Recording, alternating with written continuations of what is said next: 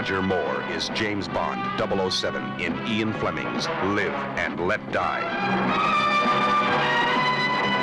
Olá, bem-vindos ao Cinemark. E no programa de hoje eu vou prestar uma homenagem a Roger Moore, que faleceu há mais ou menos um mês, aos 89 anos.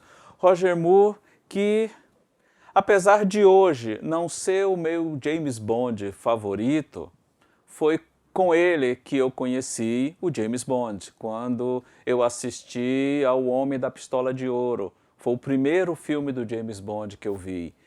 E a partir daí, pelo menos naquela fase da minha vida, James Bond para mim era Roger Moore. Muito tempo depois, claro, eu vim conhecer o Sean Connery, e depois, quando ele deixou a franquia, conheci os outros atores que interpretaram o James Bond. Apesar de hoje ele não ser o meu Bond favorito, mas ele tem um lugar especial na minha memória afetiva. Foi através dele, desse primeiro filme, que eu vi o ator neste papel, que eu tomei conhecimento do James Bond. Não foi o primeiro filme do Bond que ele fez, esse na realidade foi o segundo, ele tinha feito antes Viva e Deixe Morrer, com uma missão, de uma certa forma, até muito ingrata. Ele aparece para substituir Sean Connery, que tinha feito já 6 filmes antes e era o Bond absoluto, aquele que estava na cabeça de todo mundo e que todo mundo tinha comprado e adorava.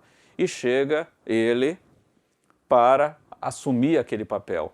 De uma certa forma, talvez ele tenha sido o ator que melhor retratou o James Bond no cinema, aquele que mais próximo chegou da imagem, da visão que o Ian Fleming tinha da personagem.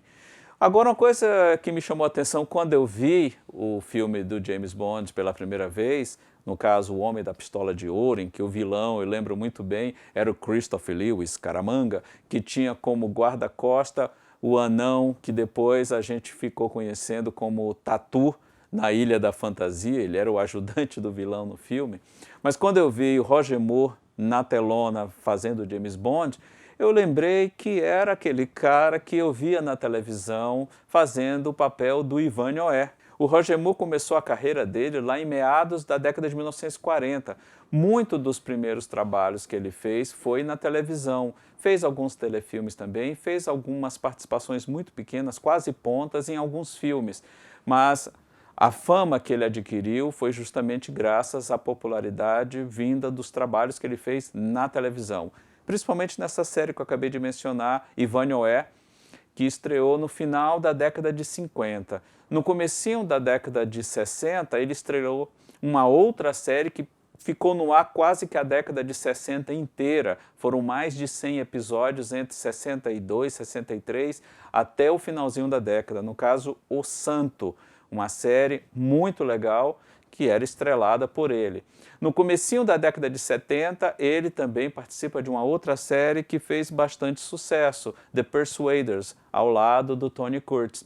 E foi graças ao papel dele nessa série que ele foi convidado para substituir o Sean Connery no papel do James Bond. Ele chegou a fazer, então, a partir de 1973, quando foi lançado Viva e Deixe Morrer, ele fez outros 6 filmes. Ele igualou a quantidade de filmes que o Sean Connery fez do James Bond, se você considerar aquele filme que o Sean Connery fez fora da cronologia oficial do James Bond. Então os dois empataram 7 filmes personificando o agente secreto de Sua Majestade. Foram 7 filmes, ele depois se aposentou do papel, foi substituído pelo Timothy Dalton, depois pelo Pierce Brosnan e atualmente, até segunda ordem, o nosso James Bond é o Daniel Craig. E não posso esquecer de mencionar que Roger Moore fez o 007 vir ao Brasil no filme 007 Contra o Foguete da Morte.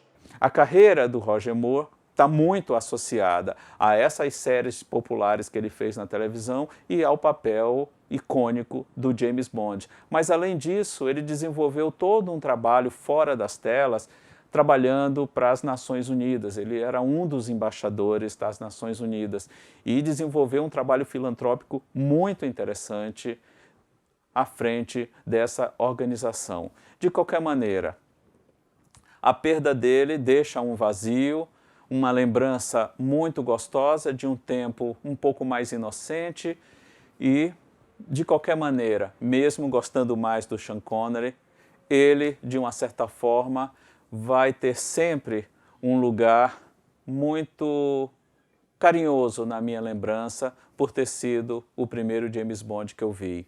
E no coração de muitos fãs, creio que o sentimento é o mesmo. Foi uma perda lamentável, mas o legado que ele deixa vai ficar aí para sempre. É isso. Até o próximo Cinemarden.